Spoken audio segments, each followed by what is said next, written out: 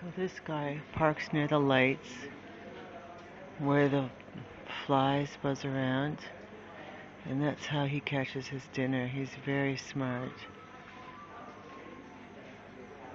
and very fast.